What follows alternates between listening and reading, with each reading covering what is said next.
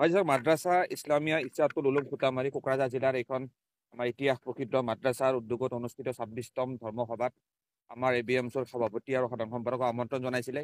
আমি ABMCৰ কেন্দ্ৰীয় সমিতিৰ সভাপতি আৰু সাধাৰণ সম্পাদকৰ নেতৃত্বত এক সজাতি দল কোকৰাঝাৰ জিলা সমিতি আৰু ইয়াৰ স্থানীয় আঞ্চলিক সমিতিসমূহ বিষয়ভাৱে আহি ইয়াত উপস্থিত হৈছোঁ।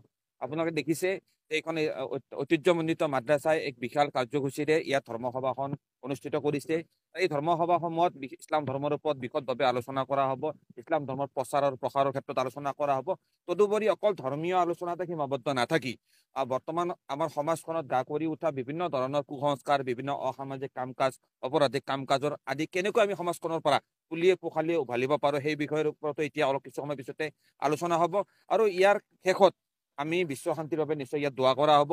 আৰু এই কাৰ্যসূচীৰ জৰিয়তে আমি এটা স্পষ্ট বাৰ্তা দিব বিচাৰিছোঁ যে আজিৰ তাৰিখত আমাৰ সমাজত যিখিনি অসামাজিক কাম কাজ চলি আছে, এই অসামাজিক কাম কাজসমূহ কেতিয়াও ইছলাম ধৰ্মই কেতিয়াও প্ৰশ্ৰয় দিয়া নাই।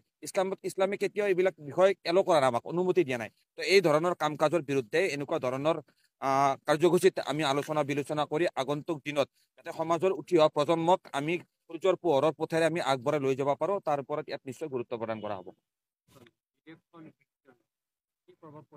হয় চাওক, এই বিষয়ে আপোনালোকে যিহেতু প্ৰশ্ন সুধিছে, বিজেপি নেতৃত্বাধীন বৰ্তমানৰ কেন্দ্ৰীয় চৰকাৰে হওক বা ৰাজ্য চৰকাৰে হওক বিভিন্ন ধৰণৰ এনেকুৱা ব্যৱস্থা তেখেতসকলে গ্ৰহণ কৰিব বিচাৰিছে, যি ব্যৱস্থাসমূহৰ দ্বাৰা আচলতে দেশৰ যিটো গণতান্ত্ৰিক প্ৰমূল্যবোধ, সাংবিধানিক ব্যৱস্থাৰ প্ৰতি বিভিন্ন ভাবুকি মানে কঢ়িয়াই আনিছে।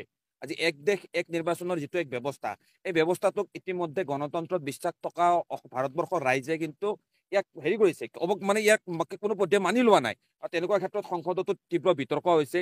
আজি যদিওবা তেখেতসকলৰ হাতত সংখ্যা আছে, সংখ্যাৰ বলত তেখেতসকলে যিকোনো বিধেয়ক তেওঁলোকে তাৰ পৰা পাছ কৰি আনিব বিচাৰিছে, আইন বনাব বিচাৰিছে। কিন্তু ইয়াৰ বিৰুদ্ধে নিশ্চয় গণতান্ত্ৰিকভাৱে প্ৰতিবাদ হ'ব, আইনীভাৱে তাত যুঁজ হ'ব। এটা দীঘলীয়া পৰিক্ৰমা আজি আৰম্ভই হৈছে।